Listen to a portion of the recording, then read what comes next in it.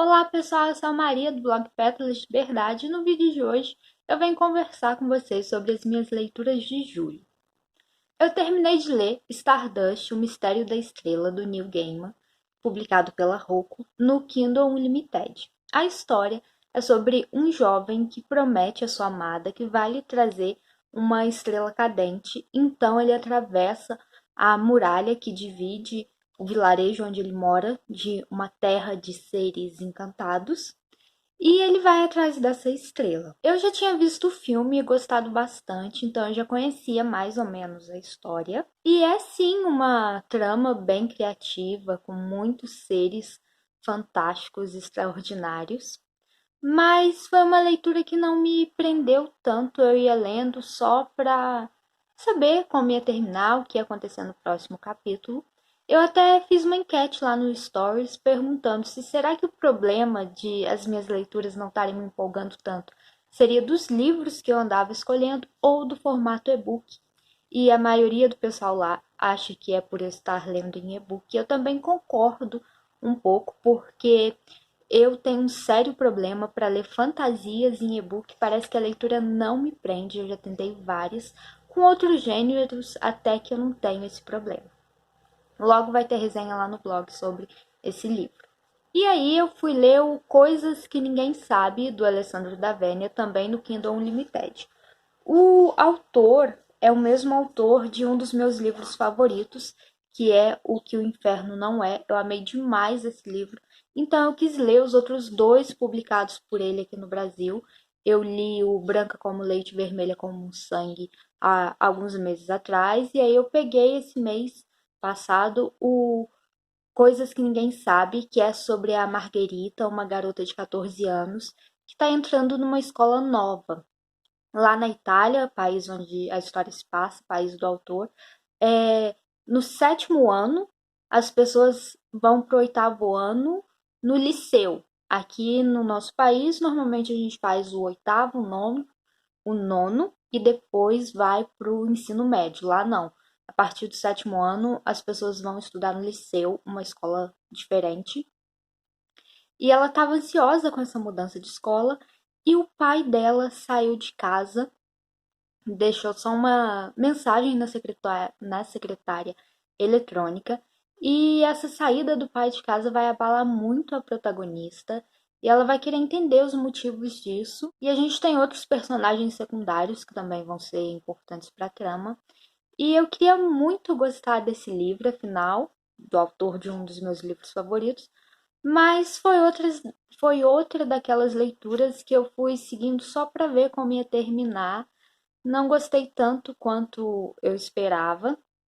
Eu vi um vídeo esses dias atrás, onde a pessoa do vídeo estava falando que tem autores que, ao invés de usar certo artifício narrativo em apenas algumas partes para tornar a história mais impactante, acaba usando esse artifício no livro inteiro praticamente, e isso acaba perdendo a graça, perdendo a força, e eu acho que foi algo que aconteceu aqui. Inúmeras vezes o autor colocava reflexões sobre a vida, pensamentos que não tinham diretamente a ver com os protagonistas, com o enredo, e isso acabava ficando cansativo. Eu queria ver o enredo se desenrolando e ele ficava naquelas reflexões sobre a vida e coisas do tipo. Eu até fui procurar que o Inferno Não É, se ele tinha usado esse mesmo artifício, e parece que aqui não, aqui ele colocou mais enredo do que essas reflexões. Vou ficar na torcida para o autor lançar um próximo livro, ou quem sabe eu vou reler O que o Inferno Não É, para recuperar meu amor pelas obras dele. Aí eu peguei no Kindle Unlimited A Segunda Morte de Suelen Rocha, da Cláudia Lemes. Na história, a Suelen é assassinada de uma forma brutal, encontram o corpo dela em uma situação bem terrível, e talvez esse assassinato da Suelen possa estar ligado a coisas que aconteceram em 1996 com ela e mais três amigas. Daphne, Marianne, Cacau e Suelen eram inseparáveis quando tinham seus 16 anos, 17. Mas aconteceu alguma coisa lá em 1996 que mudou isso tudo e talvez possa estar ligado com a morte dela em 2017. E esse livro, sim, me prendeu da primeira à última página. Foi maravilhoso ver o meu amor pela leitura, o meu prazer em ler estar de volta. Eu acho que a Cláudia conseguiu fazer muito bem a gente perceber a amizade dessas quatro, entender a amizade delas. A gente tem partes que mostram o que aconteceu em 96, o passado, que foram as que eu mais gostei, assim, principalmente no início, e depois, em 2017, também a gente vai acompanhando o desenrolar da investigação. Eu gostei muito da história, muito dos personagens, muito da cidade que ela criou para desenvolver a história. E é um livro que eu dei 5 estrelas, gostei muito, vai ter resenha no blog, eu recomendo. Mas é um livro que tem cenas de violência bem pesadas, violência sexual, violência contra a mulher. Então, fica o aviso.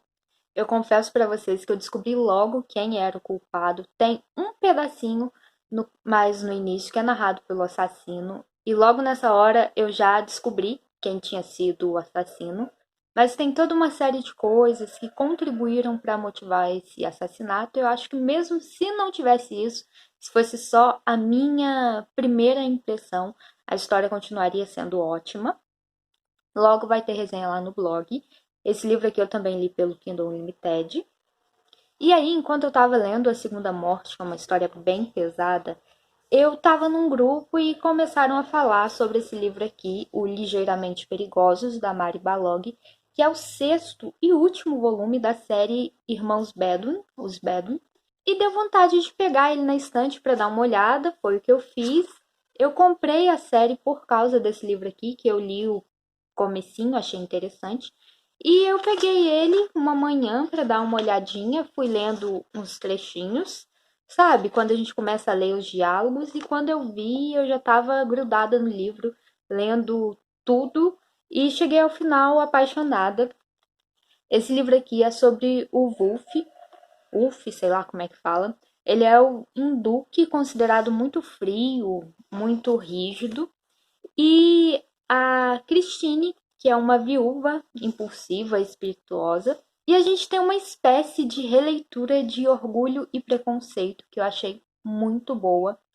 Fiquei apaixonada pelo casal, apaixonada por ele. Eu achei maravilhoso como a autora conseguiu mostrar que essa aparente frieza dele também poderia ser uma qualidade, que o que a sociedade via como defeito, na verdade, eram qualidades que ele tinha, poderiam ser coisas boas. Enfim, é uma releitura de Orgulho e Preconceito maravilhosa. E eu não vou resenhar esse livro agora, porque, como eu disse para vocês, eu fui lendo os diálogos mais no início, então eu quero ler ele direitinho, ler ele todo. Mas antes eu tenho que ler os outros livros da série, cada um é sobre um dos irmãos. Mas já fica a minha recomendação para quem gosta de romance de época.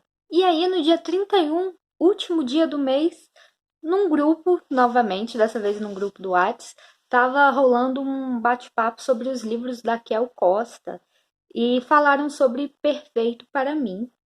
E como eu tinha ele no Kindle, eu resolvi dar uma lida.